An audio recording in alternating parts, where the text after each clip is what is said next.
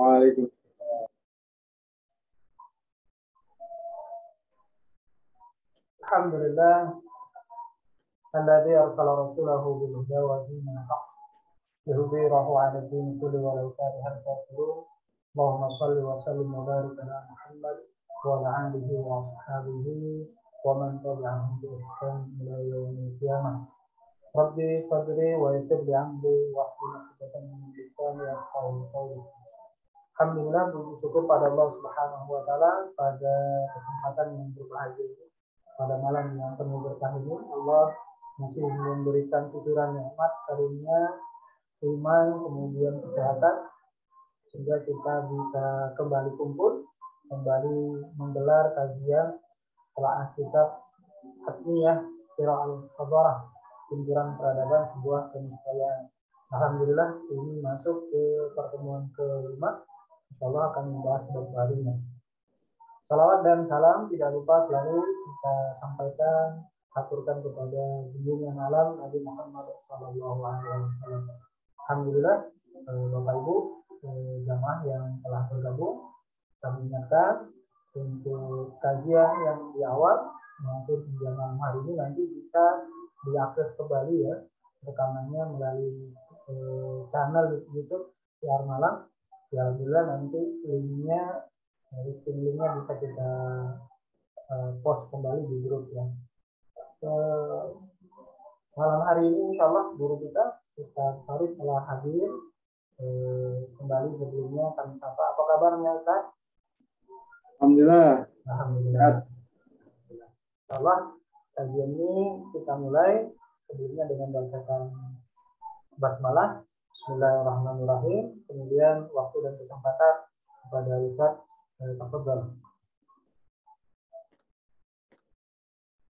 Baik, bismillahirrahmanirrahim. Assalamualaikum warahmatullahi wabarakatuh. Alhamdulillah. Alhamdulillahilladzi nazzala al-Qur'ana hudan lin-nas wa bayyinatin minal huda wal furqan. Alhamdulillahil qa'il wa'tasimu bihablillahi jami'an wa la tafarraqu. Asyhadu an la ilaha illallah wa asyhadu anna Muhammadan abduhu wa rasuluh. Allahumma salli wa sallim ala sayyidina Muhammad wa ala alihi wa ashabihi ajma'in bi rahmatika ya arhamar rahimin. Ikhwatul iman rahimakumullah. Bapak dan ibu-ibu yang dirahmati Allah Subhanahu wa taala. Alhamdulillah kita panjatkan kehadirat Rabbi, Allah Subhanahu wa taala senantiasa melimpahkan kepada kita kesehatan dan sisa-sisa umur ya yang bisa kita gunakan untuk beribadah kepada Allah Subhanahu wa taala, talabul ilmi, dan untuk berdakwah, memperjuangkan Islam. Karena sungguh manusia tidak tahu ya kapan Allah Subhanahu wa taala akan mencabut nyawa kita, mungkin dalam hitungan detik, menit, hari yang kita tidak tahu. Yang jelas yang bisa kita lakukan itu adalah melayakkan diri kita, mempersiapkan diri kita saat Allah Subhanahu wa taala mencabut nyawa kita. Kita dalam keadaan tidak bermaksiat, tidak dalam keadaan ketaatan ya, dalam kondisi taat ya pada Allah Subhanahu wa taala. Kita lanjutkan pembahasan kita. Kalau minggu sebelumnya kita sudah mempelajari fikrah persamaan ya antar peradaban atau antar agama yang ini merupakan pemikiran kufur. Jadi kalau kita lihat, kalau kita bicara dialog antar agama atau dialog antar peradaban, maka poin pentingnya itu yang pertama itu adalah persamaan antar agama, persamaan antar peradaban. Jadi dialog ini dimaksudkan untuk memposisikan ya antar peradaban atau antar agama itu dalam posisi yang sama, tanpa melihat apakah dia hak atau batil, tanpa melihat apakah peradaban atau agama itu benar atau salah. Ini ciri karakter yang pertama dari ide dialog antar agama atau dialog antar peradaban. Karena itu minggu lalu kita beberapa minggu yang lalu ya 2 minggu yang lalu kita sudah membahas ya bahwa pemikiran atau pemahaman seperti ini inna mafhumal musawati bainal adiyani wa bainal hadarati huwa mafhumu kufrin. Ini poin penting yang harus kita pahami bahwa pemahaman persamaan antar agama dan persamaan antar peradaban ini adalah mafhumu kufrin. Pemahaman kufur. Kenapa? Karena pemahaman ini menyerukan kepada persamaan antara yang hak dan yang batil. Bainal haqqi wal batil. Persamaan antara agama yang hak dengan agama yang menyimpang.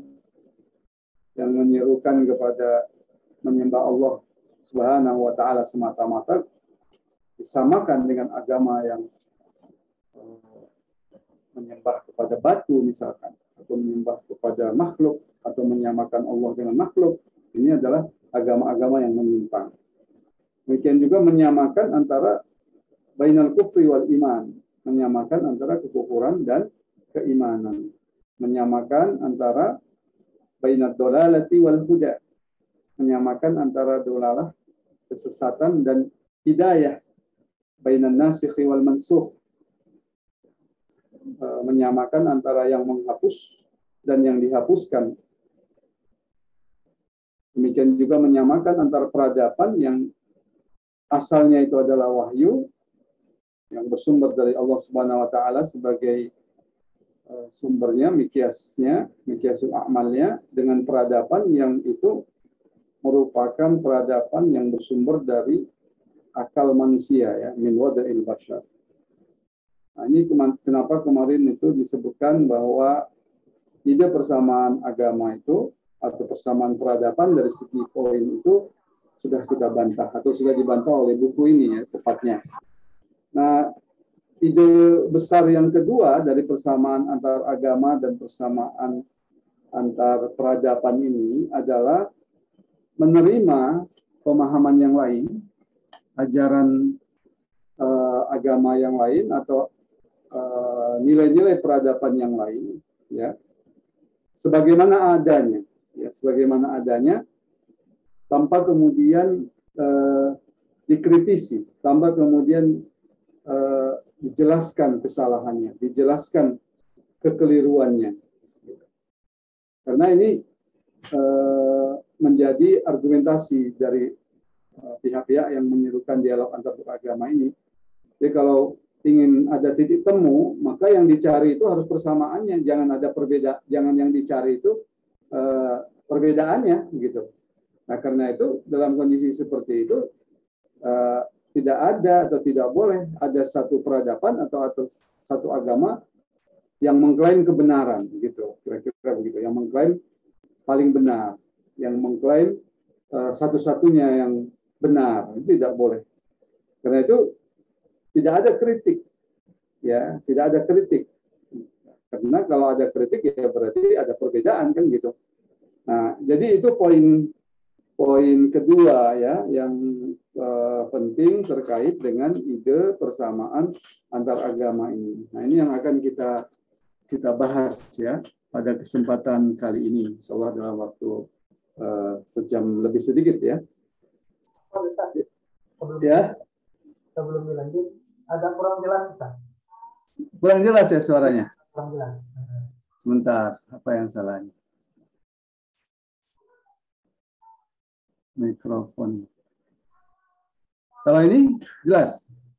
Ya, Bapak Ibu tolong kasih feedback. Bentar, kita konfirmasi. Bapak Ibu kalau memang kurang jelas audio perangkat Bapak Ibu, kasih feedback kalau memang sudah jelas bisa langsung dilanjut ke Ustaz.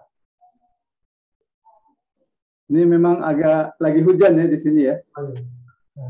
Jadi mungkin mengganggu juga. Ya berarti nggak ada Ustaz, bisa dilanjut Ustaz. Baik. Kalau saya jelas di sini. Karena mendengar suara sendiri.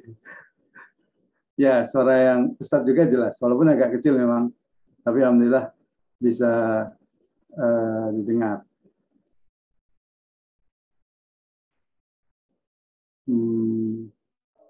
Speakernya udah, mikrofonnya udah. Ya, mungkin di perangkat keluarnya Ustaz. Ya? Masih.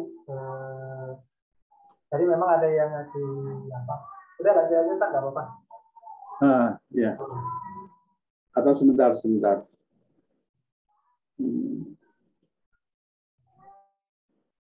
Apa yang ditekan? Kalau ini lebih jelas nggak ini? Satu-satu. Kalau saya udah jelas Ustaz. Ya? Suara jelas udah, suara Ustaz udah cukup jelas. Oh, udah. Mungkin di perangkat yang kasih komen tadi yang agak kurang. Oh iya, baik. Kita lanjutkan ya. Baik. Berikutnya poin yang kedua itu adalah bab yang kedua itu bab yang berikutnya ini adalah fikratu qabulil akhar. Jadi pemikiran menerima yang lain. Jadi ini poin pentingnya. Jadi sebagaimana kita ketahui, yang pertama itu adalah persamaan antar peradaban atau antar agama. Yang kedua itu adalah pemikiran untuk menerima yang lain. Ya. Amma qabulul akhar, ya, limujarradi ma'rifati ma indahu duna isdari ahkami daddihi wa duna naqdi ma yaqulu falaysa min tariqatil islam fi syai'in. Jadi ide ini yang semata-mata ide menerima pemahaman fikrah atau agama atau peradaban yang lain, semata-mata mengetahuinya, kemudian tidak mencari ya apa yang bertentangan dengan Islam dan kemudian juga tanpa mengkritiknya, ini sesungguhnya bukan thariqah Islam. Nah, ini yang perlu kita pahami ya. Ini sesungguhnya bukan thariqah Islam. Jadi menerima agama atau peradaban lain dengan tujuan hanya untuk mengetahui pendapat mereka, ya, tanpa kemudian menentukan penilaian ya tentang pemahaman mereka, ya tentang agama mereka, tentang peradaban mereka, dan juga kemudian tanpa mengkritisi atau membantah, ya, membantah pandangan peradaban-peradaban lain. Nah, di sini disebutkan falisa min thariqatil Islam. Maka ini bukan thariqah Islam fi syai'in, ya. Bukan thariqah Islam sama sekali gitu ya. Sebaliknya kalau kita lihat ya, Al-Qur'an justru menentang cara-cara seperti itu. Karena kalau kita lihat Al-Qur'an itu menjelaskan pemikiran, pemahaman yang keliru, yang salah, yang menyimpang, kemudian membantahnya. Nah, setelah itu kemudian Islam menjelaskan ya apa yang sebenarnya pemikiran yang benar itu, bagaimana seharusnya. Sehingga di dalam banyak ayat-ayat Al-Qur'an ya, ketika bicara tentang kekufuran, bicara tentang orang-orang yang menolak ajaran-ajaran Islam, itu kemudian dijelaskan kekeliruan pandangan mereka, dijelaskan kemudian kesalahan pandangan mereka, dan kemudian dijelaskan pula bagaimana Islam ya mensikapi hal tersebut, ya. Maka dialog antar peradaban yang kemudian hanya sekedar tahu sama tahu gitulah, lebih kurang begitu, tanpa kemudian mengkritiknya, ini bertentangan dengan thariqah Islam, ya. Misalkan ketika kita berhadapan dengan peradaban kapitalisme, sebutlah misalkan salah satu idenya, misalkan yang ide besar dari kapitalisme itu dalam masalah politik itu adalah demokrasi misalkan. Nah, dengan alasan dialog antar peradaban, antar Islam dan kapitalisme misalkan, kita harus menerima demokrasi itu apa adanya. Yang kemudian disimpulkan itu merupakan bagian dari keberagaman, gitu ya, keberagaman pemikiran umat manusia. Dan tidak boleh kemudian mengkritiknya, karena kalau mengkritiknya tidak akan ada titik temu, begitu. Nah, kalau tidak ada titik temu, maka tidak akan ada yang disebut dengan dialog yang kemudian mengarah pada persamaan tadi, gitu ya. Maka demokrasi itu harus diterima apa adanya tanpa kemudian dikritisi. Nah, ini bertentangan dengan Islam. Kalau kita lihat seharusnya sikap seorang mukmin apa? Itu memahami apa sesungguhnya ide demokrasi tersebut. Faktanya, realitanya seperti apa? Apa prinsip-prinsip penting dari ide demokrasi misalkan? Nah, kita tahu ide demokrasi itu prinsip pentingnya itu adalah asyiyadah li sya'bi. Jadi menempatkan kedaulatan itu di tangan rakyat, ya. Artinya itu di tangan manusia. Jadi yang menentukan halal dan haram itu adalah manusia, rakyat, ya. Karena tidak mungkin untuk mengumpulkan dalam kondisi-kondisi tertentu, tidak mungkin untuk mengumpulkan rakyat secara bersamaan, maka buatlah apa yang disebut dengan parlemen yang merupakan majelis perwakilan dari rakyat. Nah, majelis perwakilan dari rakyat ini atau parlemen inilah yang kemudian diberikan otoritas untuk membuat hukum, ya, dengan dasar apa? Suara terbanyak. Nah, itu prinsip penting dari demokrasi. Jadi apapun kalau kita bicara demokrasi, ini prinsip pokoknya. Tidak disebut demokrasi kalau tidak menyerahkan kedaulatan ke tangan rakyat. Nah, sebelum membahas ide-ide pokok yang lain atau membahas turunan-turunannya, maka ini menjadi gagasan terpenting dari sistem demokrasi, yaitu kedaulatan itu di tangan rakyat, asyiyadah li sya'bi, berdasarkan suara terbanyak. Nah, setelah kita tahu faktanya seperti itu, apa yang harus kita lakukan? Ya, kita mengkritisinya tentu berdasarkan Islam. Nah, kalau dalam Islam, prinsipnya itu bukan asyiyadah li sya'bi, tapi asyiyadah li syar'i. Bahwa kedaulatan itu ada di tangan Allah Subhanahu wa taala. Ada di tangan syariah Islam. Yang benar dan yang salah itu ditentukan oleh Al-Quran dan As-Sunnah, bukan ditentukan berdasarkan suara terbanyak. Nah, dari sini kemudian kita bisa melihat secara jelas, ya, bagaimana perbedaan antara sistem demokrasi dengan sistem Islam, misalkan, sebagai satu gagasan pokok dari sistem demokrasi. Nah, seharusnya begitu yang dilakukan, tapi dalam dialog antar agama atau dialog antar peradaban, ya, antara peradaban Barat dan peradaban Islam, misalkan, hal seperti itu tidak dilakukan, gitu. Dengan alasan yang harus dicari itu ya justru harus persamaannya, bukan perbedaannya. Maka tidak akan ada kritik, ya. Nah, kalau kita lihat ayat-ayat Al-Quran, di sini banyak sekali disebutkan, ya, ayat-ayat Al-Quran yang terkait dengan prinsip Islam dalam mengkritisi suatu yang keliru itu. Tapi kita ambil beberapa saja dari ayat Al-Quran tersebut.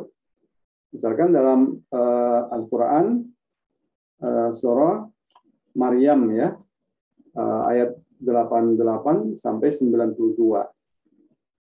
Allah Subhanahu wa taala berfirman, "A'udzu billahi minasyaitonir rajim. Wa qalu ittakhadhar rahmanu walada." Dan mereka berkata, Tuhan yang Maha Pemurah mengambil atau mempunyai anak. Ya, yang dimaksud di sini adalah orang-orang Yahudi itu mengatakan Uzair putra Allah. Nasrani mengatakan Al-Masih itu putra Allah. Dan orang-orang musyrik itu mengatakan malaikat itu adalah putri-putrinya Allah. Maha suci dan maha tinggi Allah dari apa yang mereka ucapkan. Ya. Jadi mereka mengatakan seperti itu. Wa qalu ittakhadhar rahmanu walada. Dan mereka berkata Tuhan yang Maha Pemurah ya mengambil atau mempunyai anak. Nah, kalau Islam tidak membiarkan pernyataan itu demikian saja. Tapi Islam kemudian mengkritisi. Ya. Dalam Al-Qur'an Allah Subhanahu wa taala berfirman, "Laqad ji'tum syai'an iddan." Idda, ya. Laqad ji'tum syai'an idda. Sesungguhnya kamu telah mendatangkan suatu perkara yang sangat mungkar. Ya, jadi menyatakan Allah itu mengambil anak, ya ini disebut sebagai pernyataan yang sangat mungkar, ya, syai'an iddan, ya, pernyataan sangat mungkar. Ini bukan dibiarkan saja. Allah Subhanahu Wa Taala tidak membiarkan pernyataan-pernyataan seperti ini, tapi kemudian menjelaskan, ya, bahwa itu adalah perkataan, ya itu sesungguhnya kamu telah mendatangkan suatu perkara yang mungkar. Ya.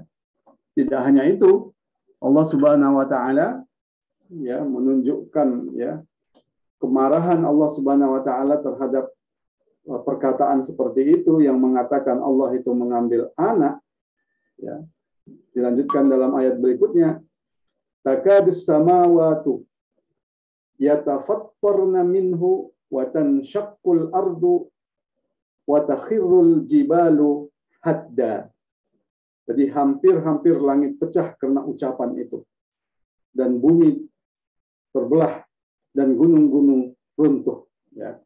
Ini untuk menggambarkan bahwa pernyataan seperti itu, ya, ucapan seperti itu adalah ucapan yang sangat mungkar. Sehingga hampir-hampir saja langit itu pecah, bumi ini terbelah, dan gunung-gunung runtuh karena ucapan itu. Ya, ucapan yang sangat-sangat mungkar, gitu ya. Kenapa?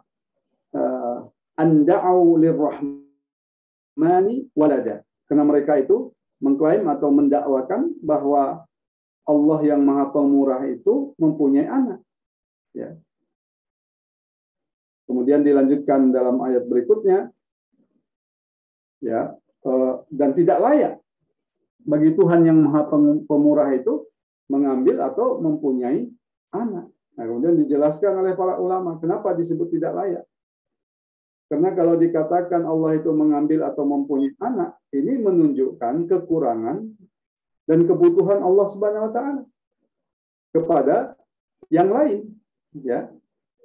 Padahal sedangkan Allah Maha Kaya lagi Maha Terpuji. Ya. Dan Allah tidak butuh, ya, kepada makhluk, ya. Di samping itu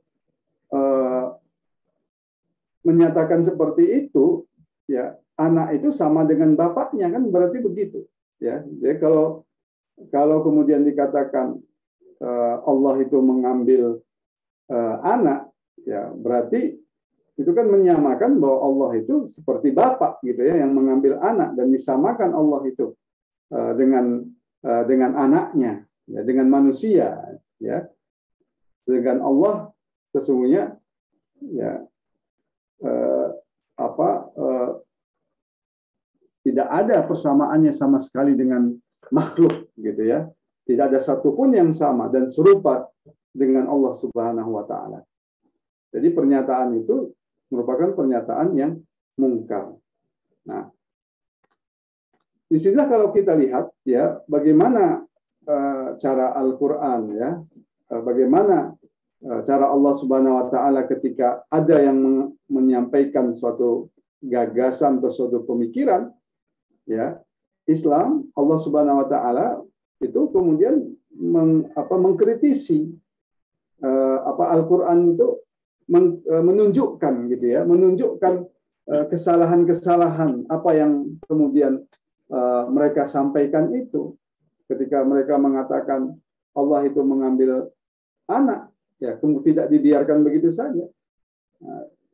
Dijelaskan itu pernyataan yang sangat mungkar karena tidak layak bagi Allah itu untuk mengambil anak, ya karena kalau Allah itu memiliki anak atau mengambil anak, ya Allah itu sama dengan makhluk, ya yang dia membutuhkan kepada yang lain gitu. Sementara Allah tidak seperti itu, dan juga menyamakan antara Allah dengan manusia kan begitu. Sementara Allah Subhanahu wa taala tidak ada satupun yang sama dan serupa dengannya. Nah, ini kalau kita lihat bagaimana Al-Qur'an itu menjelaskan ya perkara-perkara atau pemahaman-pemahaman yang keliru. Jadi bukan dibiarkan, ya, bukan kemudian dicari titik temunya, bukan, tapi justru dijelaskan kesalahan-kesalahannya gitu. Nah, ini yang kemudian dijelaskan pula ya dalam tafsir Ibnu Katsir ya panjang lebar ya, antara lain mengutip apa yang disampaikan oleh Rasulullah SAW. Rasulullah pernah bersabda, tidak seorang pun yang lebih sabar daripada Allah mendengar hal yang menyakitkan.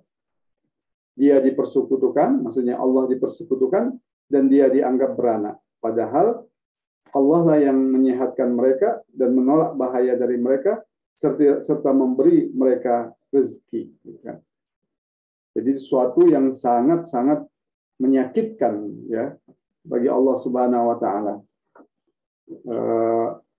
Bagaimana dalam hadis yang lain dengan lafaz yang lain disebutkan innahum yaj'aluna lahu walada, bahwa mereka menganggap Allah beranak, wa huwa yarzuquhum wa yu'afihim, padahal Allah itu memberikan mereka rezeki dan menyehatkan mereka gitu ya.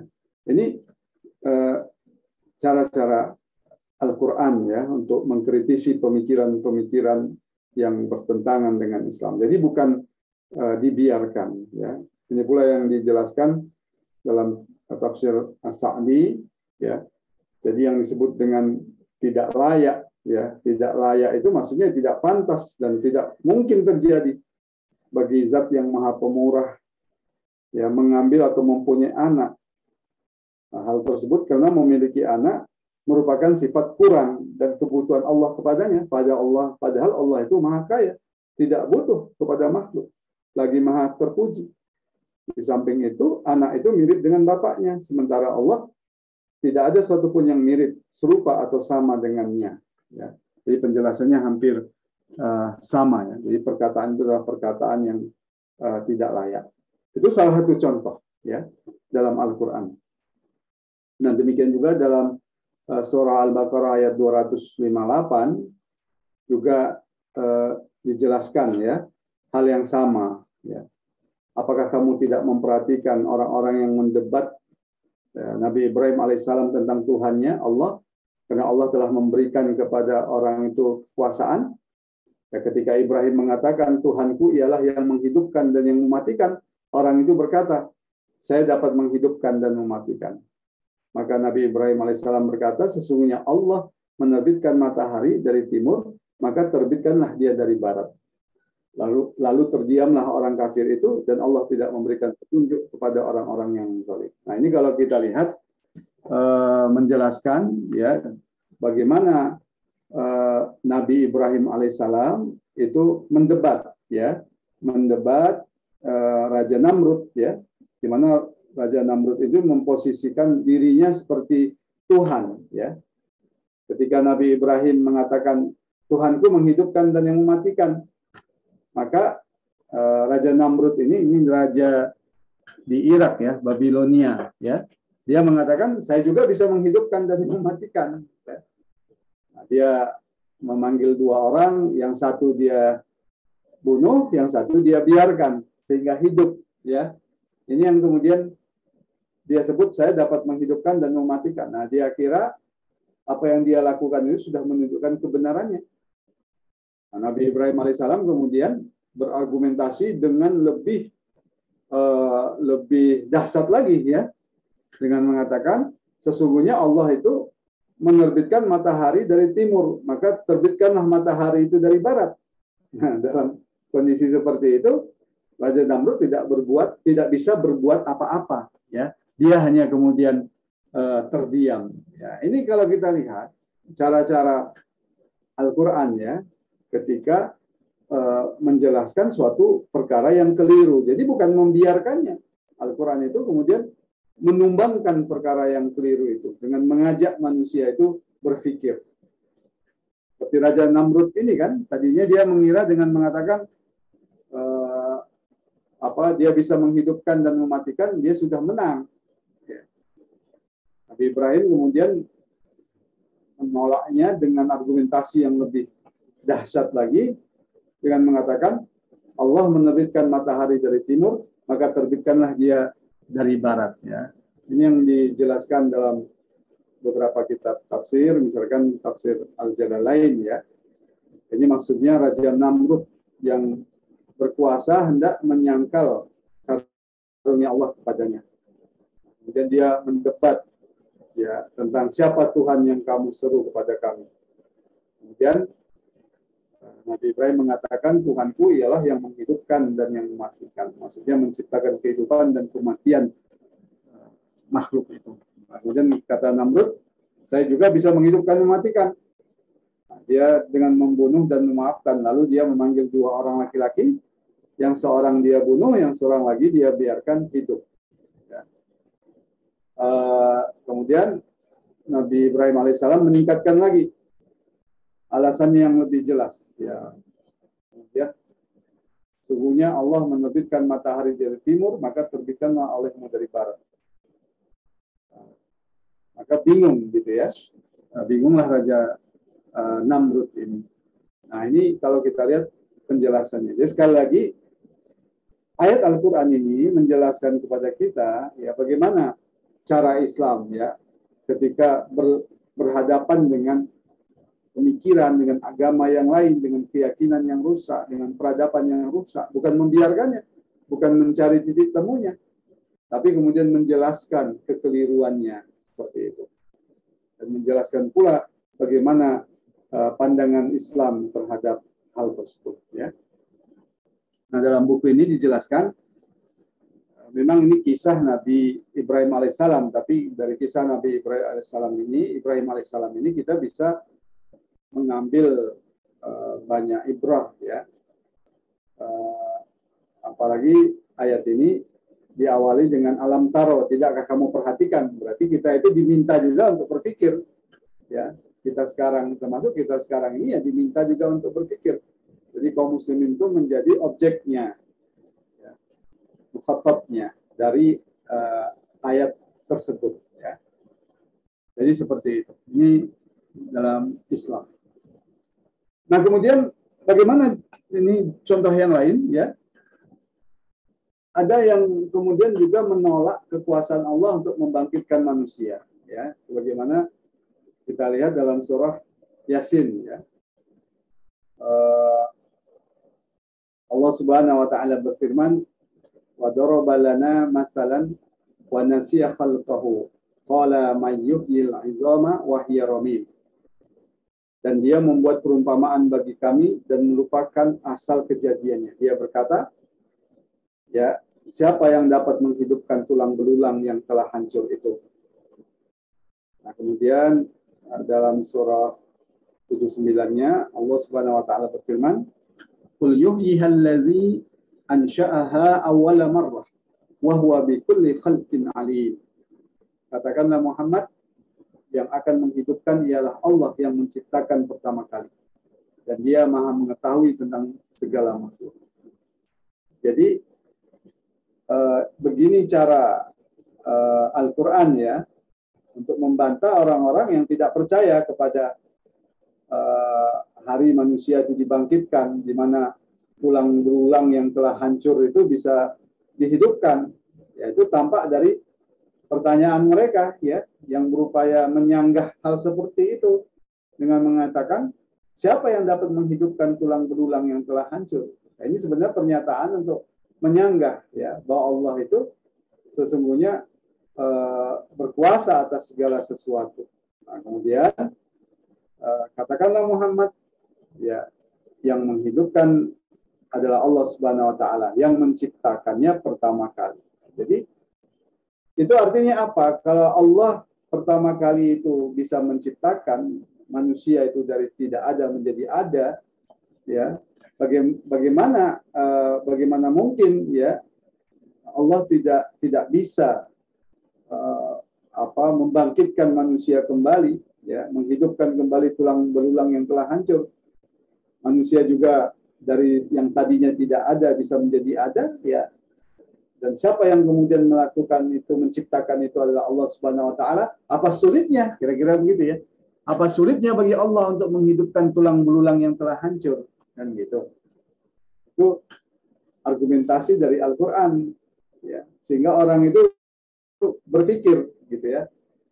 Siapapun yang menggunakan akalnya itu pasti berpikir. Sebelum manusia itu ada, Allah bisa menciptakannya. Apa sulitnya bagi Allah untuk menghidupkan tulang belulang yang telah hancur luluh tersebut? Gitu ya. Dan Allah kemudian dalam surah 79 tadi itu menyebutkan mereka itu membuat perumpamaan bagi kami dan melupakan asal kejadiannya. Nah, ini Allah seolah-olah bukan seolah-olah ya, Allah Subhanahu wa taala itu menyindir mereka.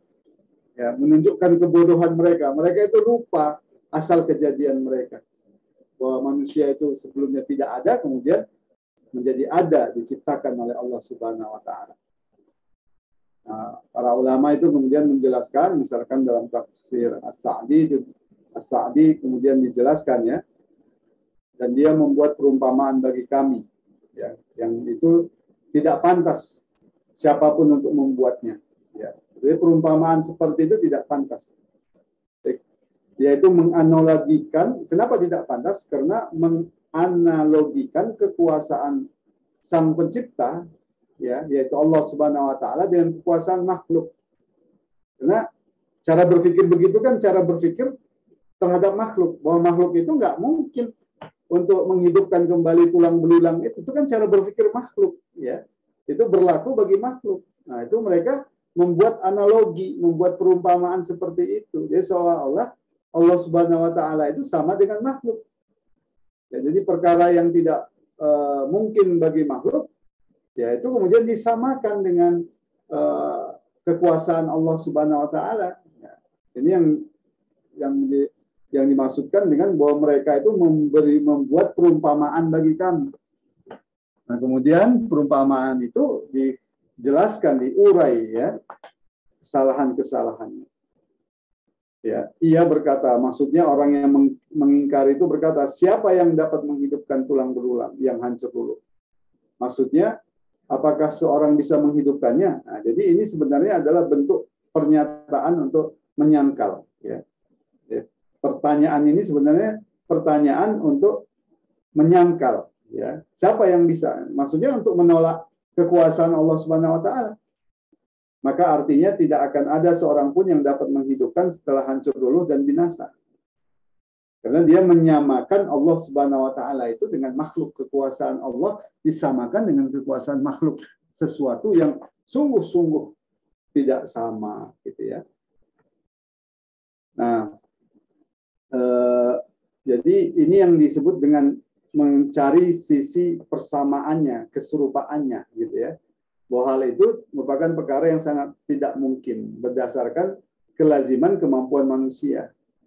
Nah, ucapan yang muncul dari manusia seperti ini merupakan ketidaksadaran darinya dan kelupaan mereka dari awal mula penciptaannya.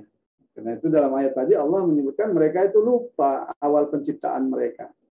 Ya, bahwa mereka manusia ini ya dari tidak ada bisa diciptakan oleh Allah Subhanahu wa taala. Apa sulitnya bagi Allah untuk kemudian membangkitkan manusia, gitu ya. Jadi seperti itu. Nah, kemudian juga Allah Subhanahu wa taala mengingatkan yang akan menghidupkan, katakanlah Muhammad, ya, Qul yuhyiha alladzi ansha'aha awwala marrah. Katakanlah Muhammad, yang akan menghidupkan ialah Allah yang menciptakan pertama kali. Jadi diingatkan lagi orang itu ya. Manusia ini diingatkan lagi. Jadi Allah itulah yang menciptakan manusia itu pertama kali. Wa huwa bikulli khalqin alim. Ya, dan dia mengetahui tentang segala makhluk. Nah, kemudian dijelaskan, dan Allah menjawab anggapan tidak mungkin tersebut dengan jawaban yang sangat-sangat memuaskan. Ya, dia akan dihidupkan oleh Rabb yang menciptakan kali pertama. Ya, yang demikian itu hanya dengan merenungkan sedikit saja, hanya membutuhkan akal sedikit saja, seorang itu seharusnya yakin kalau dia mau menerima kebenaran, ya, tanpa ada keraguan sedikit pun. Allah yang menciptakan alam semesta ini dengan demikian keteraturannya, yang sebelumnya tidak ada menjadi ada. Apa sulitnya bagi Allah untuk menciptakan, kemudian membangkitkan kembali umat manusia ini, ya, menghidupkan kembali tulang-tulang yang telah hancur, yaitu mudah sekali bagi Allah Subhanahu wa taala. Bahwa Allah kemudian berfirman, dia maha mengetahui tentang segala makhluk. Nah, ini juga menjadi seharusnya membuat orang itu berpikir, ya, ini merupakan sifat Allah, yaitu ilmu Allah meliputi segala makhluknya dalam seluruh kondisi sepanjang waktu dan apa yang masih tersisa. Dia mengetahui apa yang gaib, yang nyata, gitu ya. Sehingga seorang manusia kalau dia kemudian mengetahui sifat Allah yang maha mengetahui ini, ya, maka dia akan menyadari, gitu ya, bahwa Allah itu sangat agung, sangat tinggi, ya, apalagi untuk sekedar menghidupkan kembali orang-orang yang mati dalam kuburnya. Ini argumentasi dalam Al-Quran. Nah, demikian juga kalau kita lihat bagaimana, ya, cara Al-Quran ketika membantah orang-orang yang menolak hukum Allah Subhanahu wa taala. Jadi ketika ada yang menolak hukum Allah itu, ya bukan dibiarkan begitu saja. Ketika ada peradaban kapitalisme, di mana peradaban kapitalisme ini menjadikan hawa nafsu manusia, akal manusia sebagai sumber hukum, ya, dengan bahasa-bahasa yang memikat, gitu ya, dengan mengatakan kedaulatan itu di tangan rakyat. Nah, ini kan bahasa-bahasa yang memikat, gitu kan, sebagai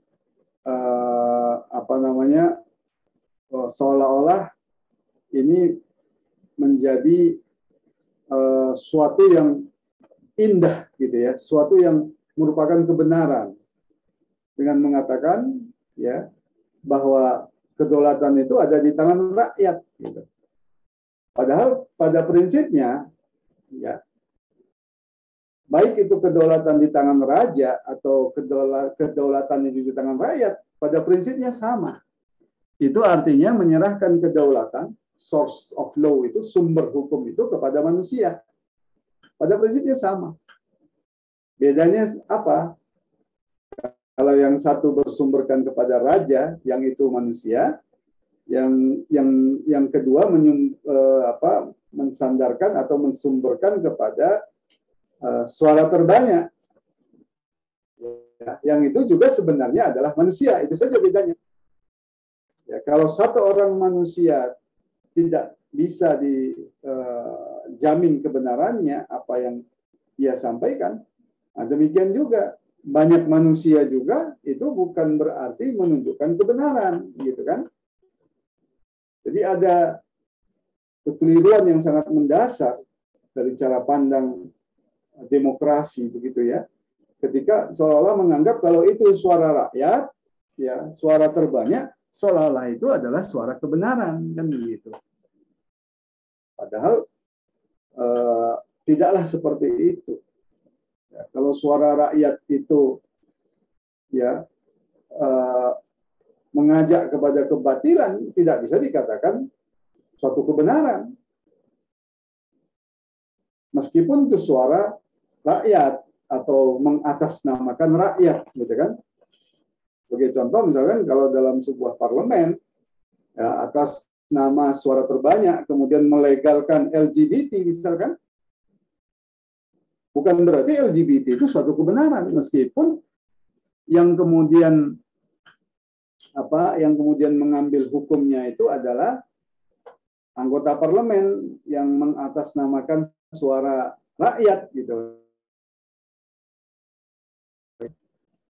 Tidak ada yang menjamin ketika manusia itu berkumpul suaranya jadi benar. Yang menentukan kebenaran itu adalah sumber hukumnya. Apakah sumber hukumnya dari manusia yang lemah, yang dhaif, ataukah sumber hukumnya itu dari Allah Subhanahu wa taala? Ya, yang maha kuat, yang maha perkasa, yang tidak mungkin ada kekeliruan padanya, gitu kan? Nah, jadi kalau kita lihat seperti itu, kekeliruan mendasar dari sistem demokrasi, gitu ya. Belum lagi mitos-mitosnya, ya. Jadi demokrasi ini sebenarnya sistem ideologi atau peradaban kapitalisme, ya, yang penuh dengan mitos, ya. Jadi meskipun mereka mengklaim itu suara terbanyak, suara rakyat, tapi pada hakikatnya dalam sistem demokrasi itu yang berkuasa di parlemen itu adalah segelintir orang, yaitu para pemilik modal, gitu kan, para kapitalis. Maka tidak mengherankan dalam sistem demokrasi produk-produk hukum yang dikeluarkan dalam sistem demokrasi itu berpihak pada kapitalis, bukan berpihak kepada rakyat, kan gitu. Itu mitos dari sistem demokrasi, ya. Jadi seolah-olah itu dari rakyat, pada realitanya itu adalah dari pemilik modal. Kenapa? Karena sistem demokrasi ini adalah sistem politik yang sengaja diciptakan menjadi suatu sistem politik yang mengandalkan uang, kan gitu. Mengandalkan pencitraan, mengandalkan dukungan yang berbasiskan pada uang. Maka siapapun yang ikut dalam terlibat dalam sistem politik demokrasi itu ya harus memiliki uang yang banyak, ya, untuk membangun citra dirinya, untuk berkampanye, untuk melakukan money politik, gitu kan. Nah, dalam kondisi seperti itu, di mana panglimanya itu adalah uang, siapa yang kemudian berkuasa? Yang punya uang, kan gitu sederhananya. Yang punya uang lah yang berkuasa. Siapa yang punya uang itu? Ya para pemilik modal. Maka para pemilik modal ini bisa sekaligus menjadi politisi, ya, atau para pemilik modal ini mendukung, membackup para politisi. Nah, kemudian para politisi ini dikontrol oleh para pemilik modal agar kemudian mengeluarkan hukum, membuat kebijakan yang sejalan dengan kepentingan pemilik modal. Maka tidak mengherankan dalam sistem demokrasi muncullah produk-produk hukum, ya, atau produk-produk kebijakan yang itu sesungguhnya tidak berpihak pada rakyat, tapi lebih berpihak kepada pemilik modal. Ya, misalkan terkait dengan kenaikan BBM, ya, yang sebentar lagi ini katanya akan naik, ya, apakah benar-benar naik atau tidak, ya, kita tinggal tunggu, ya. Kita tidak pernah melihat rakyat itu pernah ditanya enggak, gitu. Apakah rakyat itu setuju enggak dengan kenaikan BBM? Padahal katanya kedaulatan itu di tangan rakyat, ya kan? Seharusnya kan kemudian rakyat itu ditanya, setuju enggak dengan kenaikan BBM ini? Tapi itu kan tidak dilakukan sama sekali. Apalagi anggota-anggota parlemen, anggota-anggota DPR itu sudah terkooptasi dengan rezim yang berkuasa, kan gitu. Nah, terbangunlah koalisi, ya. Kalau partai-partai itu sudah berkoalisi dalam jumlah yang mayoritas, maka mitos kedua demokrasi berlaku. Ya, dalam mitos demokrasi itu kan rakyat melalui parlemen, melalui wakil-wakilnya itu nanti akan mengkritisi kebijakan pemerintah. Itu kan mitosnya kan seperti itu. Nah, salah satu fungsi dari anggota parlemen itu adalah mengkritisi kebijakan pemerintah. Itu idealnya begitu, tapi realitanya bagaimana? Realitanya seringkali ya di beberapa negara termasuk negeri ini mungkin partai-partai itu kemudian berkoalisi dengan rezim berkuasa. Nah, ketika partai-partai itu berkoalisi dengan rezim yang berkuasa, bagaimana mungkin partai-partai itu kemudian mengkritisi kebijakan rezim kan gitu. Nah, itu muncullah mitos yang kedua, bahwa rakyat melalui wakil rakyatnya itu akan mengkritisi. Idealnya begitu, tapi realitanya tidak. Realitanya seringkali ketika partai-partai yang berkoalisi itu, partai-partai itu berkumpul, berkoalisi dalam jumlah yang mayoritas dengan kekuasaan, ya lumpuh yang namanya check and balance, yang namanya kritik terhadap kebijakan. Yang terjadi dan kerap kali terjadi itu adalah justru anggota parlemen ya dalam sistem demokrasi itu menjadi stempel ya bagi kebijakan-kebijakan pemerintah, kebijakan-kebijakan rezim, tanpa peduli apakah itu sejalan dengan kepentingan rakyat atau tidak, apakah itu sejalan dengan aspirasi rakyat atau tidak, kan begitu. Nah, itulah sistem demokrasi ya, mitos yang kedua kan gitu. Jadi seolah-olah akan terbentuk ada peluang rakyat untuk melakukan kritik ya. Kenyataannya pada realitanya itu tidak seperti itu. Nah, jadi ketika kita bicara tentang peradaban kapitalisme ya, sebagai seorang muslim kita harus masuk ke sana gitu ya. Artinya tidak bisa dengan alasan dialog antar peradaban kita terima saja peradaban kapitalisme itu. Padahal peradaban kapitalisme itu adalah peradaban yang rusak. Nah, ini pula lah cara, kalau kita lihat ya, cara Al-Qur'an ya, membantah orang-orang yang menolak hukum-hukum Allah Subhanahu wa taala. Dalam surah Al-Maidah ayat 50 ya, Allah Subhanahu wa taala berfirman, "Apa hukmal jahiliyati yabghun wa man ahsanu minallahi hukman liqaumin yuqinun." Apakah hukum jahiliyah yang mereka kehendaki? Dan hukum siapakah yang lebih baik daripada hukum Allah bagi orang-orang yang yakin? Di dalam ayat ini Allah Subhanahu wa taala ya, bertanya dengan pertanyaan ya semacam pertanyaan retoris lah gitu ya. Yang sebenarnya manusia yang berpikir itu, manusia yang berpikir dengan akalnya yang jernih, dengan fitrahnya itu akan pasti menjawab dengan sudah tahu jawabannya ya. Apakah hukum jahiliyah yang mereka kehendaki ya dengan meninggalkan hukum-hukum Allah Subhanahu wa taala. Nah, kemudian diajak lebih jauh lagi berpikir, wa man ahsanu minallahi hukman liqaumin yuqinun. Siapa yang lebih baik daripada hukum Allah bagi orang-orang yang yakin. Nah, ini subhanallah, ini cara Al-Qur'an ya untuk membantah orang-orang yang menolak hukum Allah Subhanahu wa taala. Dalam tafsir As-Sa'di dijelaskan ya apakah hukum jahiliyah yang mereka kehendaki, maksudnya apakah berpaling dan menjauhi mereka darimu, yaitu Rasulullah SAW, karena mereka mencari hukum jahiliyah. Nah, kemudian disebutkan apa yang disebut dengan hukum jahiliyah. Ya, semua hukum yang bertentangan dengan apa yang diturunkan Allah kepada Rasul-Nya, yang bertentangan dengan syariah Islam. Nah, itulah yang disebut dengan hukum jahiliyah. Wa huwa kullu hukmin khalafa ma anzalallahu ala rasulih. Jadi setiap hukum yang bertentangan dengan apa yang diturunkan oleh Allah kepada Rasulnya, ya hukum jahiliyah namanya. Karena itu kalau diperas gitu ya, disarikan, hukum manusia ini, hukum di dunia ini sebenarnya hanya ada dua. Hukum Allah Subhanahu wa taala atau hukum jahiliyah. Hukum Allah adalah hukum yang bersumber dari Allah Subhanahu wa taala ya, yang diturunkan Allah kepada Rasulnya.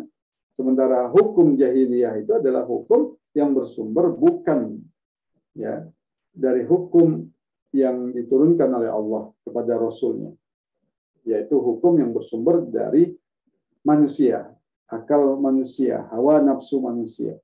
Jadi yang disebut dengan hukum jahiliyah itu. Nah, sehingga ditanya manusia ini, ditanya orang-orang yang mau berpikir, ya, apakah hukum jahiliyah yang mereka kehendaki? Nah, sehingga pilihannya kita itu ya hanya ada dua. Ya, pilihan kita itu hanya dua di dunia ini. Apakah memilih hukum Allah dan Rasulnya atau hukum jahiliyah? Nah, siapa yang berpaling dari yang pertama, yaitu hukum Allah, maka dia akan ditimpa oleh yang kedua, yang berpijak pada kebodohan, kezaliman, dan kesewenang-wenangan. Itulah karakter dari hukum manusia. Itu pasti penuh dengan kebodohan, kezaliman, dan kesewenang-wenangan. Ya. Oleh karena itu Allah menyatakan jahiliyah. Karena karakter jahiliyah itu ada pada kebodohan, ada pada kezaliman, ada pada kesewenang-wenangan. Ya. Maka kalau kita lihat hukum yang bersumber dari hawa nafsu manusia tidak bisa lepas dari kebodohan, kezaliman, dan kesewenang-wenangan. Kenapa disebut bodoh misalkan? Ya, sederhana saja. Sesuatu yang sebenarnya itu merusak manusia, tapi dilegalkan, kan begitu. Khamr itu kan sebenarnya merusak manusia. Kalau dokter ditanya, ahli kesehatan ditanya, khamr itu kalau diminum itu merusak manusia atau tidak? Ya pasti mereka akan menjawab merusak. Tapi itu dilegalkan, ya, untuk kepentingan bisnis. Ya. Demikian juga misalkan pelacuran, perzinahan, ya, itu semuanya sepakat, ya. Sebenarnya kalau mengikuti fitrahnya manusia akan mengatakan itu suatu hal yang buruk. Tapi kenapa kemudian dilegalkan? Nah, itu karena mengikuti kepentingan bisnis, karena yang namanya pelacuran itu adalah bisnis besar, dan mengikuti hawa nafsu, kan gitu. Nah, itu kenapa hukum yang bersumber dari hukum manusia ini sebenarnya adalah hukum yang bodoh, begitu kan? Nah, kenapa pula yang hukum manusia ini dikatakan bodoh? Jadi orang yang berhukum pada hukum selain hukum Allah itu dikatakan bodoh. Sudah ada hukum yang dipastikan kebenarannya, ya, dipastikan kebenarannya. Hukum apa? Hukum Allah Subhanahu Wa Taala. Karena hukum ini adalah bersumber dari Allah Subhanahu Wa Taala yang Maha mengetahui tentang manusia, yang memiliki sifat Ar-Rahman Ar-Rahim. Sudah ada hukum Allah yang dipastikan kebenarannya. Masih mencari-cari hukum selain hukum Allah Subhanahu Wa Taala. Nah, ini kira-kira ini orang bodoh atau tidak? Nah, ini kita bisa tanya diri kita sendiri, ya. Sudah ada hukum Allah yang dipastikan kebenarannya, dipastikan pahalanya, dipastikan kebaikannya untuk umat manusia ini.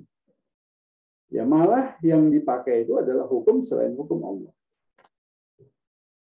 Nah, yang paling tanda kutip, ya, paling tanda kutip kurang ajar itu kan hukum Allah itu di voting, gitu kan.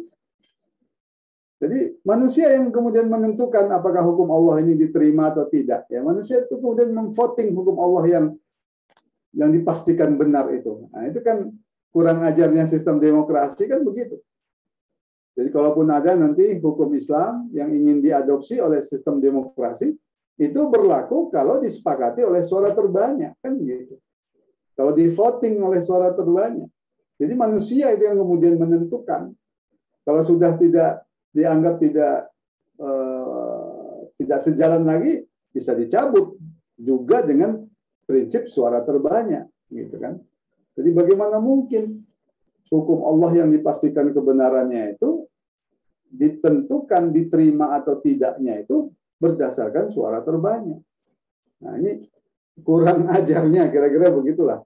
Kurang ajarnya manusia itu kepada Allah Subhanahu Wa Taala kan seperti itu.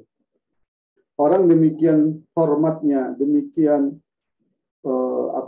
demikian menjaganya hukum-hukum jahiliyah yang bersumber dari hawa nafsu manusia.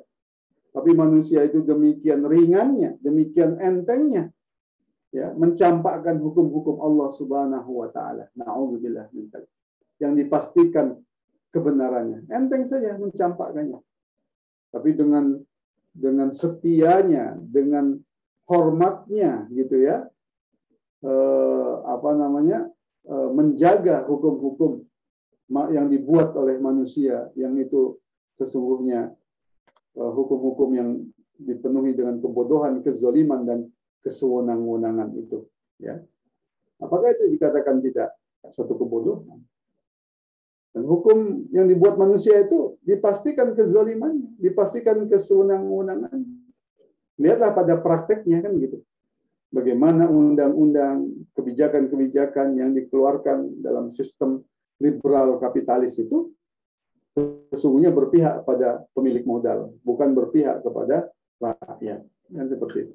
Mereka membuat undang-undang bukan untuk rakyat, tapi untuk kepentingan oligarki politik mereka. Indonesia sejak masa reformasi kalau kita lihat, ya, undang-undangnya justru semakin liberal kan gitu.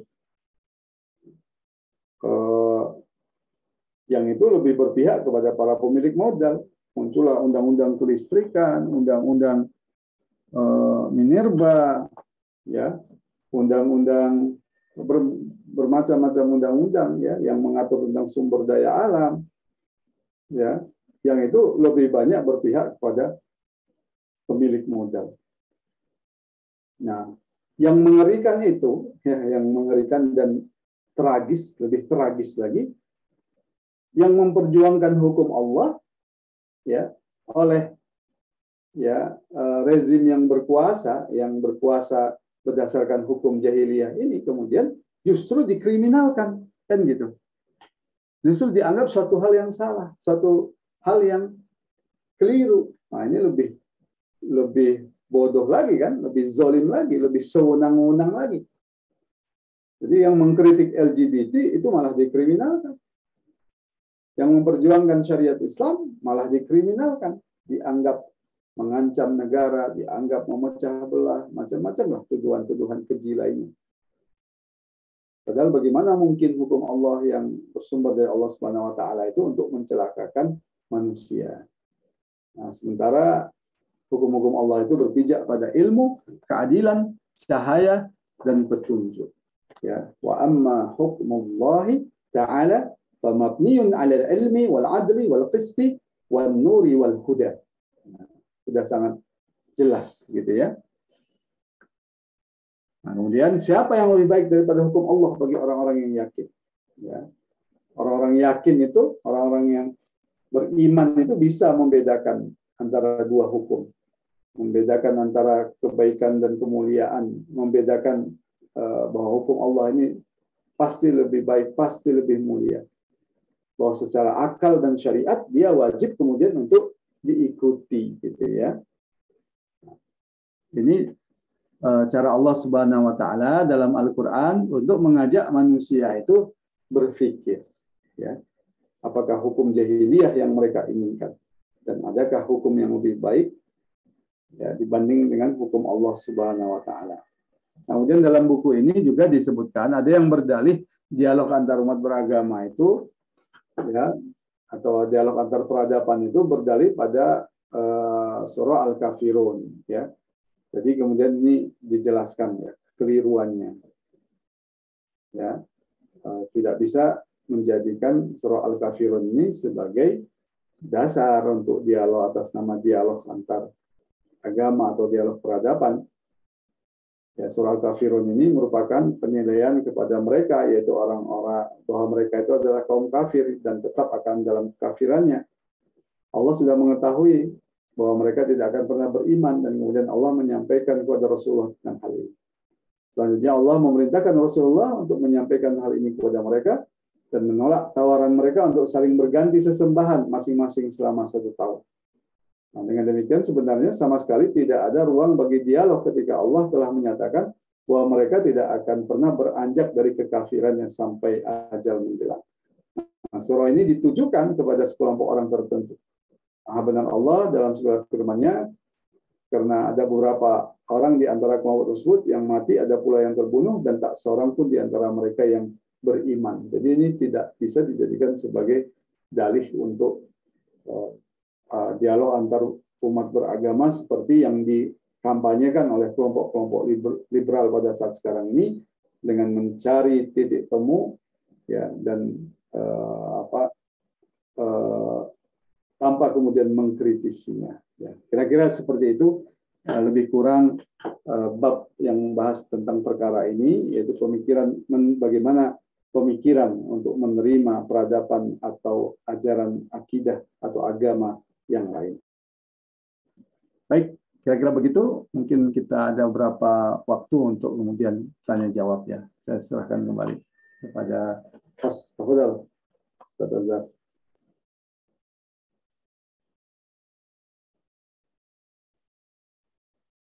Masih di mute?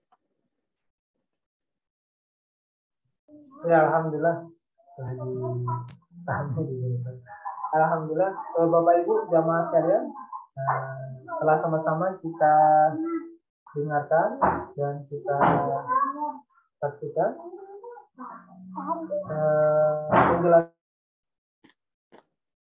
penjelasan dari Ustaz Farid berkaitan dengan bab menerima pendapat lain ya. Kalau kita bisa simpulkan bahwa ini seperti teknik ataupun metode jidal ya, metode berdialog di mana kita harus mampu menyampaikan hujah di mana kebatilan dari pemahaman di luar Islam, kemudian menunjuk kekeliruannya, tidak sebatas memaparkan fakta dan kekeliruan, tapi juga memberikan jalan keluarnya, memberikan solusi Islam untuk perkara yang dimunculkan ya dari persoalan diterapkannya apakah itu pandangan kapitalisme ataupun produk-produk hukum manusia. Ya Bapak Ibu, jika ada yang ingin bertanya berkaitan dengan bab malam hari ini yang dibahas dari guru kita Farid Yusuf, monggo silakan menggunakan cara masuk ke chatnya, nanti akan kami bacakan, atau bisa langsung raise hand ya. Memang waktunya tidak begitu panjang, ya, selama beliau masih punya waktu, insya Allah nanti dijawab beliau ya. Silakan Bapak Ibu, jika ada yang ingin ditanyakan ya, bisa melalui konten ataupun nanti raise hand. Sembari menunggu nih Ustaz, saya coba menanyakan, tadi kan di awal pemaparan Ustaz sampai yang terakhir ada teknik atau bisa dibilang metode dialog yang berbeda yang saya coba tangkap ya, berkaitan dengan perkara akidah, perkara iman atau perkara dasar ya. Kemudian ada hal yang berbeda juga, perdebatan atau dialog yang masuk di luar ranah ibadah atau di ranah akidah ya, seperti hukum maupun seperti pemahaman. Nah, bagaimana kita mengendarainya, menempatkannya kan?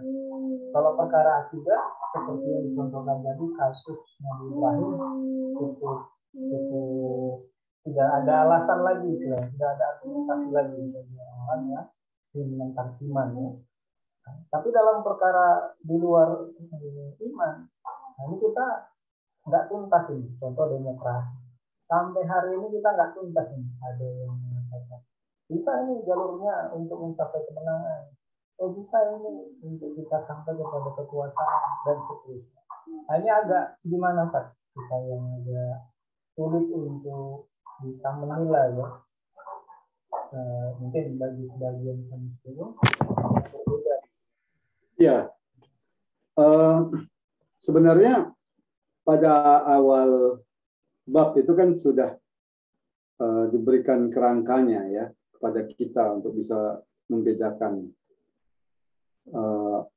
Pertama ada yang disebut dengan hadharah, ada yang disebut dengan madaniyah ya. Ini kerangka yang sangat penting gitu ya. Karena memang kalau disebut titik ekstrim ya di tengah-tengah umat Islam itu berkembang dua titik ekstrim gitu. Ekstrim yang pertama itu yang mengatakan ya seolah-olah semua dari barat itu baik, ya. Maka semuanya itu bisa diterima gitu. Dengan berbagai dasar lah gitu ya. Barat bangkit dan sebagainya. Titik ekstrim yang kedua mengatakan semua yang dari barat itu ditolak, kan gitu. Semua yang dari barat itu ditolak. Nah, ini dua titik ekstrim yang pernah berkembang ya di tengah-tengah umat Islam. Apa yang kemudian konsekuensi dari ekstrim yang pertama itu? Semua yang dari barat itu diterima. Pemikiran-pemikiran yang sebenarnya bertentangan dengan Islam juga diterima dengan alasan ya itu adalah ilmu, ya itu adalah kebaikan, gitu. Nah, sementara ekstrim yang kedua ini, yang sebenarnya itu bisa diterima dalam Islam, misalkan terkait dengan sains dan teknologi, justru itu ditolak. Ya. Maka ekstrim yang pertama itu membawa umat Islam pada jurang kesesatan, gitu ya. Ekstrim yang kedua ini membawa umat Islam pada jurang kemunduran, gitu. Karena sains dan teknologi dengan alasan berasal dari barat itu kemudian ditolak. Ini dua titik ekstrim yang sama-sama berbahaya bagi umat. Nah, maka kerangka hadoroh dan madaniyah yang pernah kita bahas pada awal-awal kajian kita itu sangat penting untuk dipahami oleh umat ini. Jadi yang disebut dengan hadoroh itu adalah sekumpulan pemikiran yang dia itu berdasarkan pandangan hidup tertentu. Nah, karena dia berasal dari pandangan hidup tertentu, maka hadoroh selain hadoroh Islam itu ditolak, gitu ya, karena dipastikan bertentangan dengan Islam.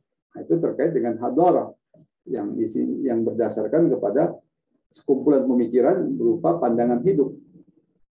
Sekarang pandangan hidup tentang kebenaran, bahwa yang disebut dengan kebenaran itu adalah suara rakyat. Ini hadoroh ini, karena merupakan pemahaman yang muncul dari pandangan hidup. Pandangan hidup apa? Kapitalisme. Oh, yang disebut dengan baik dan buruk itu didasarkan kepada an-naf'iyah atau kemaslahatan. Ya, mana yang dianggap bermaslahat itu yang baik, mana yang tidak bermaslahat itu dianggap buruk. Nah, ini namanya hadorah yang tidak boleh diterima karena dia berasal dari peradaban kapitalisme, kan gitu. Nah, kemudian ada yang disebut dengan madaniyah. Jadi madaniyah ini terkait dengan alat-alat yang benda-benda atau alat yang digunakan oleh manusia dalam kehidupannya. Nah, kalau alat-alat ini yang dia tidak mengandung peradaban atau hadoroh tertentu atau pandangan hidup tertentu itu boleh dimiliki oleh kaum muslimin, bahkan dikembangkan juga oleh kaum muslimin, itu suatu keharusan. Nah, ini yang disebut dengan misalkan dalam aspek sains dan teknologi misalkan ya. Nah, jadi bukan berarti karena di masa Rasulullah SAW Rasulullah naik onta misalkan, sekarang kita menolak teknologi pesawat misalkan, karena apalagi disebut-sebut itu berasal dari barat misalkan. Nah, tentu tidak seperti itu.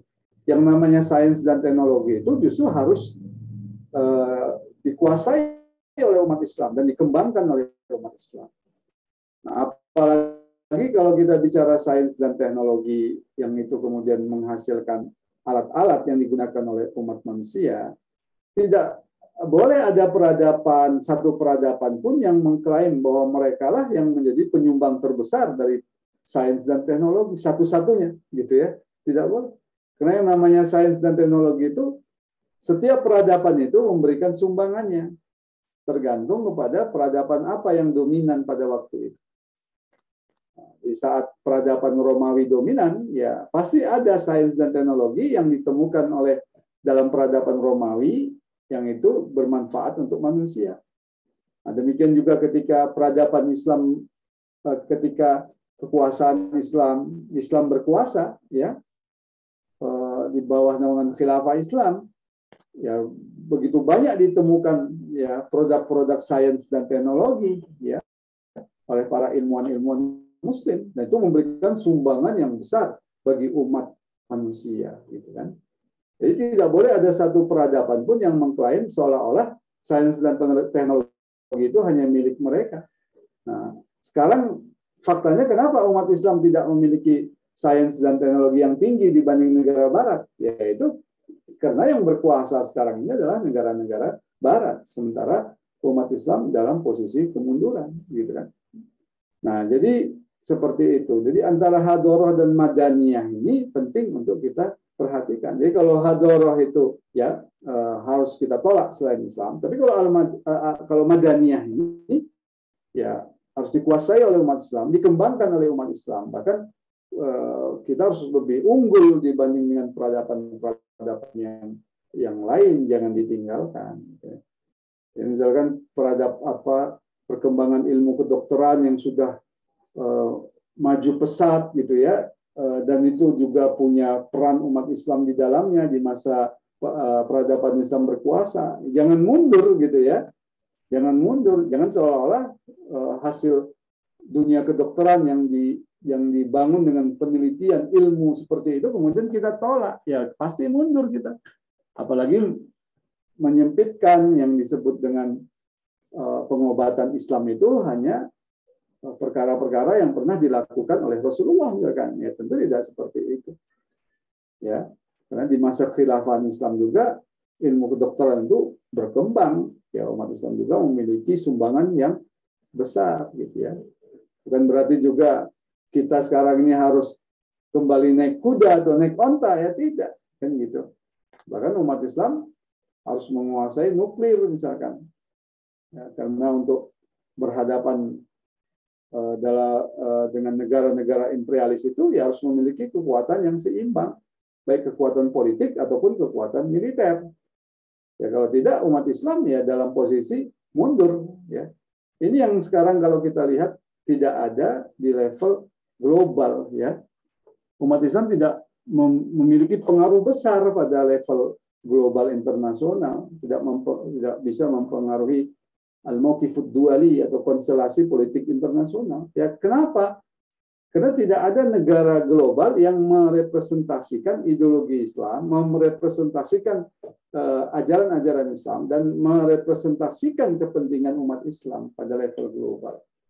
Setelah keruntuhan khilafah pada tahun 1924, umat Islam diatur oleh negara-negara kapitalis, kan? Di urusan-urusan umat Islam diatur oleh negara-negara kapitalis. Nah, jadi perkara ini harus menjadi patokan, ya. Nah, kalau kita sudah memahami itu, ya maka kita akan bisa membedakan mana yang bisa kita terima, mana yang tidak, terkait dengan dialog antar peradaban yang sering dimunculkan oleh kelompok-kelompok atau negara-negara liberal. Gitu. Ya kira-kira itu hal yang penting yang harus kita kuasai. Ya. Jadi bagi kita memang mesti menempatkan terlebih dahulu saja bahwa ada apa itu yang disebut dengan hadharah, kemudian ada yang disebut dengan madaniyah. Sehingga kita pun bisa menilai ya mana yang bisa kita ambil, mana yang tidak bisa. Alhamdulillah Ustaz, ini masih ada pertanyaan yang masuk, langsung dibacakan Ustaz? Ya. Ini masih berkaitan Ustaz, terkait dengan mungkin dirangkap ya Ustaz ya, karena sebenarnya dari ibu ya, Ibu Adi Firda. Ini bisa dibaca, kita baca, masih berkaitan dengan hadharah dan madaniyah. Yang pertama, mengapa umat Islam, ini saya baca karena tadi kita singgung berkaitan dengan hadharah, mengapa umat Islam banyak sekali yang tidak paham tentang konsep hadharah dan madaniyah? Karena ada kelompok dakwah yang konsep berdakwah pada aktivitas pemurnian tauhid, sehingga sering mengklaim bid'ah dalam perkara hal-hal kecil, sebut saja mencium Al-Quran setelah membacanya atau jenis lainnya. Tapi pada saat yang sama menerima sistem politik hari ini, maksudnya demokrasi ya, yang tidak syar'i. Nah, ini mungkin minta tanggapan Ustaz berkaitan dengan hadharah dan adanya. Saya juga nggak bisa memastikan ya apa kelompok jamaah ini dikatakan, tapi belum ingin bertanya Ustaz dan tanggapan Ustaz. Terakhir mungkin dirangkap Ustaz, demokrasi Ustaz, kenapa masih banyak juga yang mau menerimanya Ustaz? Ya. Tentang pertanyaan mengapa umat Islam tidak memahami hadharah dan madaniyah, karena ini memang perkara yang perlu penjelasan gitu ya. Sebenarnya kebingungan ini menjadi banyak kebingungan kaum muslimin ketika mereka harus berhadapan dengan peradaban kapitalisme barat yang awal-awal ya, awal-awal di depan mata mereka itu menampakkan kemajuan yang luar biasa ya. Jadi kalau kita lihat setting politik pada tahun 1920-an kan begitu. Kekhilafahan Islam itu mulai mundur ya dengan berbagai problem-problemnya. Nah, sementara barat pada waktu itu dengan sekularismenya muncullah apa yang disebut dengan revolusi industri kan gitu. Revolusi industri ini kemudian menghasilkan sains dan teknologi, dan kemudian Barat menguasai dunia secara politik, gitu ya. Nah, itu kan kemudian membuat gamang ya umat Islam pada waktu itu. Maka apa yang saya katakan tadi, dua titik ekstrim itu kemudian muncul. Satu sisi ada yang mengatakan kita kalau maju itu harus mengikuti Barat semuanya. Nah, satu titik yang lain, ya kita harus tetap bertahan pada prinsip-prinsip Islam. Nah, itu kondisi politiknya begitu. Nah, alhamdulillah kalau kita lihat seorang ulama besar, Syekh Taqiyuddin An-Nabhani rahimahullah, itu bisa menjelaskan dengan clear persoalan ini. Ada yang disebut hadharah, ada yang disebut dengan madaniyah. Ada yang disebut al-ilmu, ada yang disebut dengan saqafah, ya. Jadi kalau ilmu itu sifatnya itu sains dan teknologi, bisa kita terima dari peradaban manapun, ya, termasuk tentu peradaban Islam menyumbang di dalamnya. Ada yang disebut dengan saqafah. Yang disebut saqafah itu dia berdasarkan akidah tertentu. Yang itu kita tidak boleh menerimanya, menerapkannya, kan begitu. Kalau al-ilmu ini bisa diajarkan sejak pendidikan awal, ya, agar kemudian anak-anak kaum muslim itu memiliki keterampilan sains dan teknologi untuk memperkuat negara, memajukan negara. Nah, sementara saqafah ini tidak, saqafah asing ya di luar Islam tidak boleh diberikan pada pendidikan awal. Itu hanya boleh diberikan pada pendidikan tinggi. Itu pun untuk mengkritisinya, saqafah asing ini mana yang keliru dan perbedaannya dengan Islam. Itu tidak boleh diajarkan pada anak-anak pada masa awal. Tapi kalau fisika, kimia, ya biologi, nah itu bisa kemudian disampaikan masa-masa awal. Ya, jadi dengan itu clear ya. Jadi wajar kalau saya lihat ya ada kebingungan-kebingungan seperti itu karena pemahaman seperti ini adalah pemahaman yang penting ya. Memang ada pernyataan yang seolah-olah itu bisa menyelesaikan masalah ya, seperti mengatakan kita ambil yang baik-baiknya, kita buang yang buruk-buruknya. Nah, kan gitu sering kita dengar ya. Ya. Maka kalau selesai sholat Jumat itu yang tersisa sandal buruk gitu kan. Sandal baiknya diambil. Nah, ada yang mengatakan begitu kan. Nah, tapi kan masalahnya yang mana yang baik, mana yang buruk itu kan harus ada standarnya. Nah, disitulah pentingnya hadharah, membedakan mana hadharah, ada madaniyah, ada saqafah, ada ilmu. Dan ini sangat-sangat penting untuk kita sampaikan di tengah masyarakat. Kalau ini clear, ya, maka umat Islam itu akan pesat perkembangannya. Secara saqafah, umat Islam akan berupaya untuk memahami saqafah Islam. Mereka juga akan bersungguh-sungguh untuk menguasai sains dan teknologi. Ya, karena dua perkara ini, dua hal yang memang dibutuhkan oleh umat Islam. Ya, umat Islam tidak boleh juga semuanya didorong untuk belajar saqafah Islam, tapi kemudian meninggalkan sains dan teknologi, ya pasti mundur umat Islam, ya. Jadi ini sangat penting, ya. Ini masalah pemahaman, ya, yang memang tidak gampang. Nah, kalau tadi ada yang kemudian menerima sistem politik lain, ya, satu sisi sangat tanda kutip sangat gampang membid'ahkan. Ya, ini kalau saya lihat faktor sekularisme itu memang memberikan pengaruh yang besar, ya, pada umat Islam. Jadi pendidikan umat Islam ini kan sebagian besar ya didasarkan pada sekularisme, sadar atau tidak sadar, ya, yang berusaha memisahkan antara ajaran Islam dengan kehidupan sehari-hari, kan gitu. Jadi yang disebut seolah-olah ajaran Islam itu hanya terkait dengan ibadah mahdhah seperti sholat, puasa, zakat, haji, kan begitu saja yang disebut ajaran Islam, ya. Kita tidak dijelaskan bagaimana ajaran Islam tentang ekonomi, bagaimana ajaran Islam tentang politik, bagaimana ajaran Islam tentang kenegaraan. Nah, tidak diajarkan tentang itu. Ya, kalau yang di sekolah umum itu kan terasa sekali, ya, sejak SD, SMP, SMA, ya pelajaran agamanya kan seputar-seputar itu, ya. Paling kalau terkait dengan faktor hukum muamalah itu, ya seputar hukum pernikahan sama apa, ya hukum pernikahan lah paling banyak dibahasnya, kan gitu. Tapi faktor hukum-hukum muamalah itu tidak dibahas, gitu kan. Nah, itu kurikulum itu berpengaruh besar, ya. Nah, bagaimana dengan universitas-universitas Islam, ya? Persoalan di universitas Islam itu di samping pandangan sekularisme ini juga kemudian ada persoalan ketika dorongan untuk mempelajari ajaran Islam itu bukan dorongan yang didorong oleh akidah untuk diamalkan. Nah, ini juga menjadi masalah. Ya, misalkan di teman-teman kita di perguruan tinggi Islam itu kan banyak mengkaji juga hukum-hukum muamalah, ya, dalam Islam.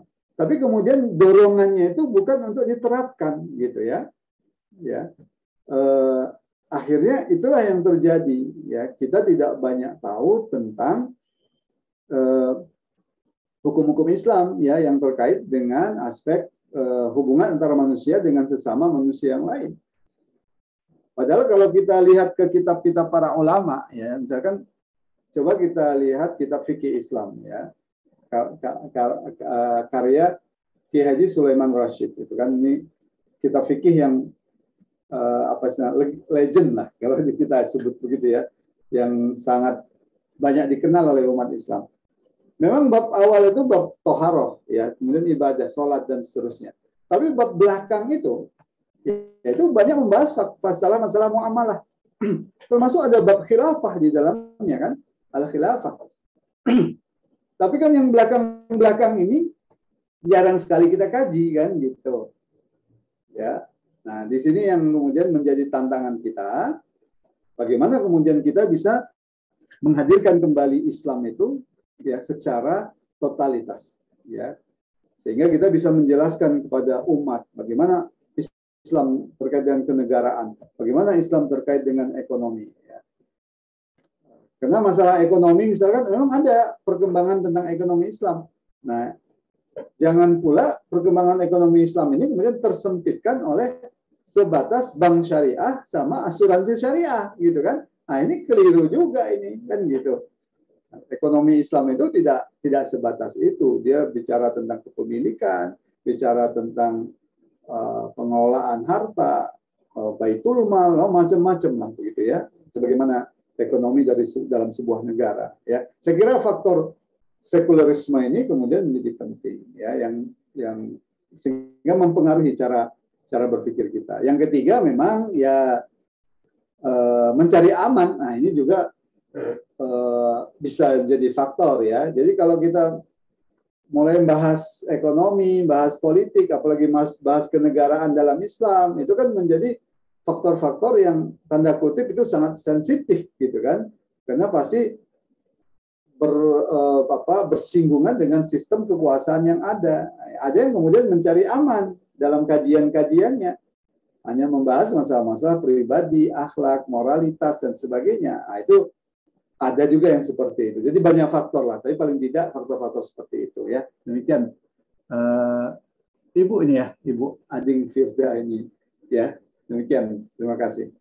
Nggih, jazakumullah khair Ustaz. Ya, apa?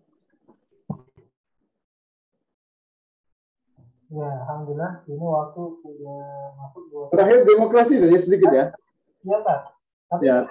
kalau memang boleh sekalian, ada yang bertanya, kapan munculnya hadorah ini di tengah tubuh umat Islam, Pak? Ya, kalau kita lihat faktor kemunduran umat Islam itu yang kemudian mulai masuknya hadorah Barat ya ke tengah-tengah kaum muslimin, dan itu sebelum keruntuhan khilafah ya, hadorah Barat itu sudah mulai masuk ke negeri-negeri Islam ya, yang dibawa oleh misionaris Kristen misalkan di gereja-gereja mereka, itu mulai masuk hadorah Barat begitu ya. Itu lebih menjadi parah lagi ketika beberapa negeri Islam itu dikuasai oleh negara-negara kolonialis penjajah ya. Indonesia dikuasai oleh Belanda, Mesir pernah dijajah oleh Perancis ya. Nah, kemudian umat Islam kemudian dipaksakan dengan pemikiran-pemikiran begitu. Itu sebelum keruntuhan khilafah itu sudah terjadi masuk ya. Nah, kemudian lebih parah lagi ketika khilafah runtuh. Ya, ketika khilafah runtuh, bisa disebut hampir umat Islam ini tidak lagi memiliki bentengnya gitu untuk menghalangi serangan dari hadorah Barat tersebut. Tapi alhamdulillah sekarang ini mulai muncul ya kesadaran umat Islam untuk kembali kepada Islam, dan insya Allah umat Islam punya potensi yang besar ya untuk kembali pada kejayaannya. Ya, saya kira begitu ya jawabannya. Sekaligus penutup gitu ya. Terima kasih. Alhamdulillah, Bapak Ibu jamaah sekalian, pertanyaan demi pertanyaan sudah dijawab oleh Ustaz Farid. Ya, alhamdulillah pada malam hari ini kita bisa meningkatkan satu bab lagi dalam kitab Hasmiyah Sirah atau Hadorah. Dan mudah-mudahan pada malam hari ini apa yang kita kaji, Allah berikan kelapangan hati buat kita, kelapangan pemahaman, sehingga ini menjadi bekal buat kita, terutama dalam dakwah kita di tengah-tengah masyarakat. Insyaallah. Sebelum ditutup, kira-kira dari Ustaz ada yang ingin disampaikan atau langsung ditutup, Ustaz? Cukup ya, insyaallah. Alhamdulillah kalau begitu, Bapak Ibu jamaah sekalian,